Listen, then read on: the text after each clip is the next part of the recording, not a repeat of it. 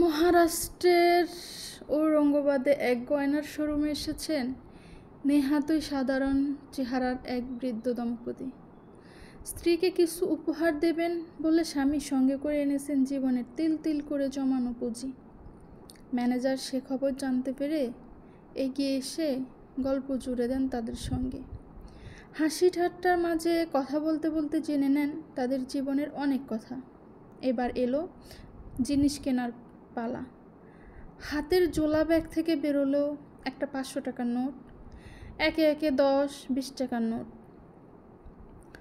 সবশেষে একটা ছোটোখাটো বুস্কা, তাতে ভর্তি খুচরো পয়সা।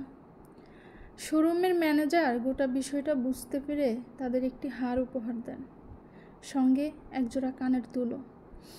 এরপর বৃদ্ধের কাছে সরল আবদার জানান নিজে হাতে স্ত্রীর হাতে সেটা তুলে দিতে হবে। উপহার তো দিলেন ম্যানেজার, কিন্তু এত বড় দোকানে এসে কোনো টাকা না দিয়ে চলে যাবেন, এতে যেন সম্মানের বাদে বৃদ্ধের। সমাজের খেটে খাওয়া মানুষের কাছে আত্মসম্মান হয়েছে অনেক বড়।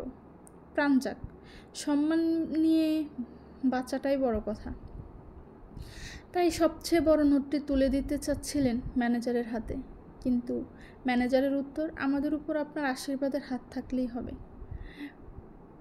পাণ্ডুরঙ্গ কন্ট্রাক্টর, কর্ণাটক না, মহারাষ্ট্রের পূজিত দেবতা তো আছেনই, কিছুর অভাব হবে না কোনোদিনও।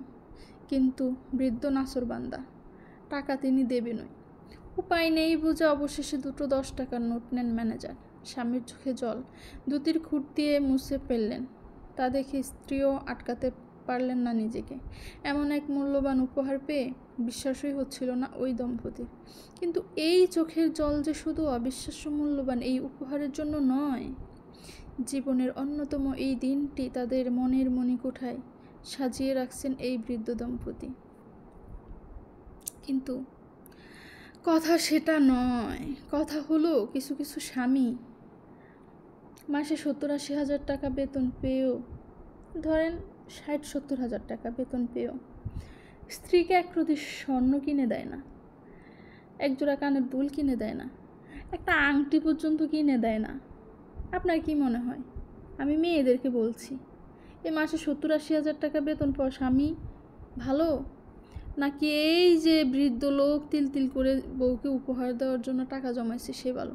ভাইরে, সংসার করার জন্য অডেল টাকার দরকার নেই, স্বামীর ভালোবাসা সব থেকে মূল্যবান। এই যে লোকটা কত টাকা, মানে কত বছর পর্যন্ত জমাইছে, যে একটা হার, একটু স্বর্ণ কিনে স্ত্রীকে পরাবে, কেমন দেখতে লাগে, কোনটা ভালো? সে যাই যাক ভাই, আমার মনে আসছিল কথা আমি বলছি। কেউ পার্সোনালি নিজেদের গায়ে মেখে কথা আবার সংসারে ঝগড়া লাগাইতে যাবেন না। কেউ পার্সোনালি নিজের গায়ে নেবেন না, বুঝছেন?